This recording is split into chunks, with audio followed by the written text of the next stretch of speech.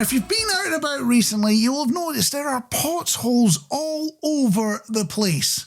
I'm not even making up. It is beyond ridiculous number of potholes. And I could sit here ranting about it. Like everyone else you're going to hear talking about potholes will just be ranting about it. But I can't be doing with that.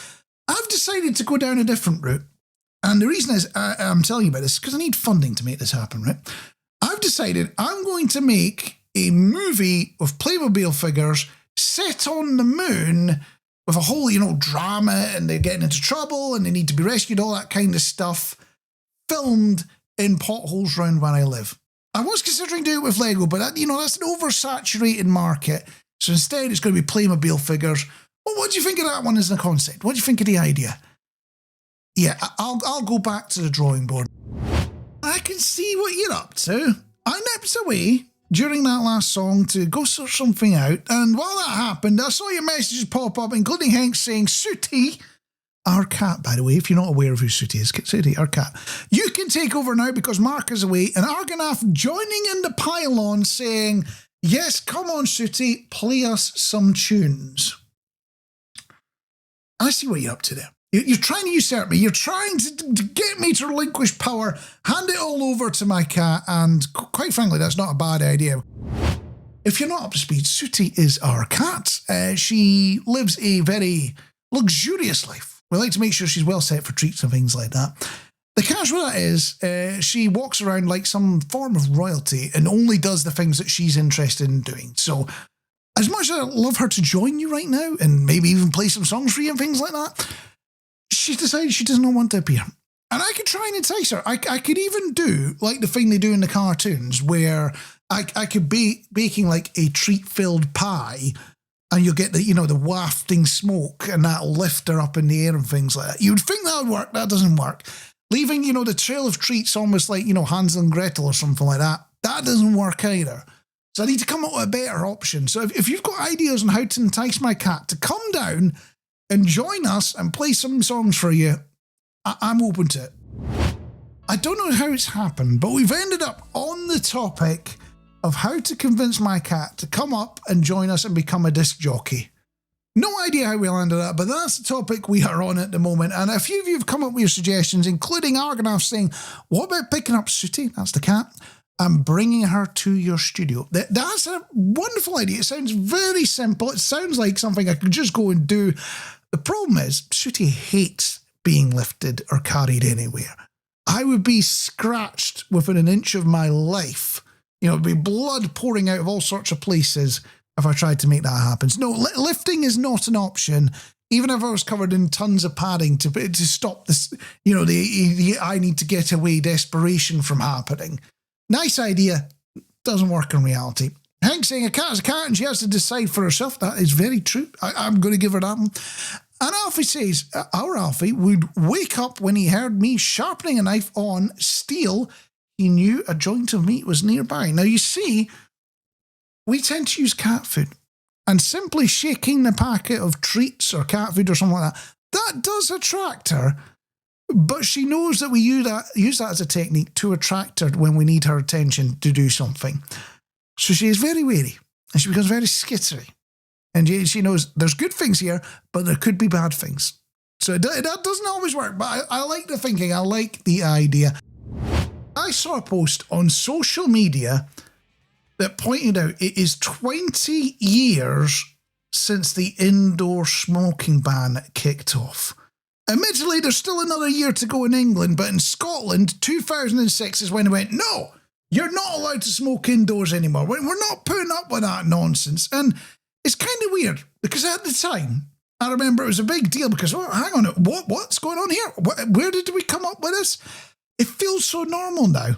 But then I think back to those days and how did we put up with smoking and non-smoking sessions in places like, I don't know, whether it was going to a restaurant or something like that where they go, right, do you want to be seated in smoking? Do you want to be seated in non-smoking? Like the smoke knew that there was a little dividing line with a little glass panel there and it had to not go any further.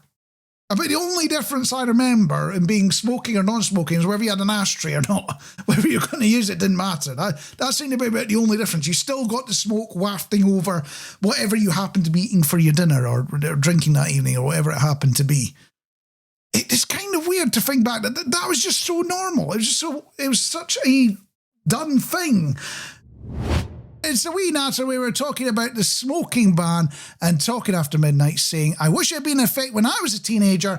When I went to the pub underage, I kept a spare sweater hidden downstairs because my parents would have known where I'd been because the cigarette smoke would be all over my clothes. Yeah, that smell is really obvious and it lingers, although nowadays it's more likely to be this smell. Pass the dutchie on the left-hand side. Pass the dutchie on the left-hand side.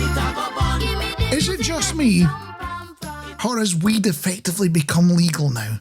Everywhere I go, and not just in the UK, one of the things that sticks in my mind about my trip to New York a couple of years ago was it just stunk of weed everywhere, because they'd only just, legalised it or whatever they did. Here in the UK, I'll walk through all sorts of towns, and you just get that Bob Marley whiff coming over, don't you? Yeah, imagine having that stink all over your clothes. Yeah, not great, is it? The famous tree in Sherwood Forest is Major Oak, and there's the story that Robin Hood hid in that tree so that the Sheriff of Nottingham wouldn't find him. The problem is, if you go and look at that tree, it's more scaffolding than tree. It looks like somebody's having an extension built or something like that. How did the Sheriff of Nottingham not put two and two together and figure out that's where Robin Hood lives? There's something fishy going on there. Have you noticed that it's that time of year again? The trees are blossoming, the flowers are popping up. It's getting warm enough that you dare to risk going out and about without a jacket. I know it's kind of scary and it's a crazy concept, but yeah, we're not even into April and you're doing that. It's kind of crazy. But there is one thing that comes back in those conditions that, quite frankly, I think you and I would rather didn't happen.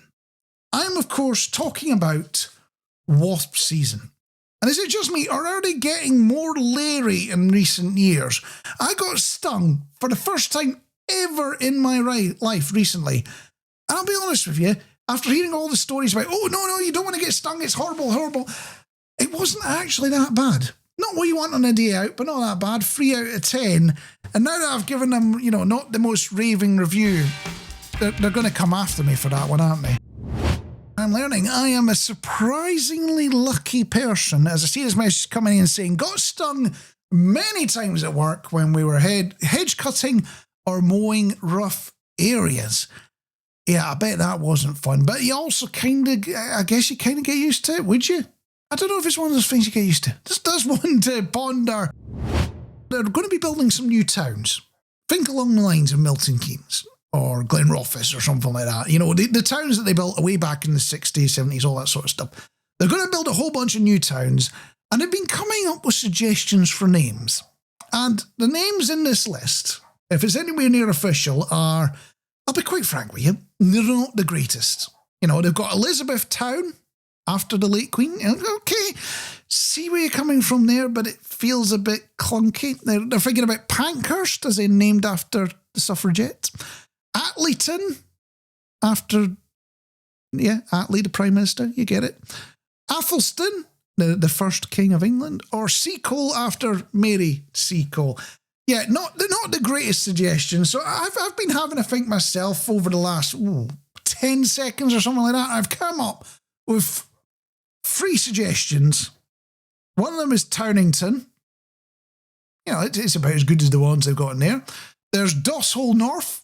That ends all the arguments in the local area about which town is the rubbish one. It's literally in the name. Or if you really want a town to suffer, you could call it Milton Keynes.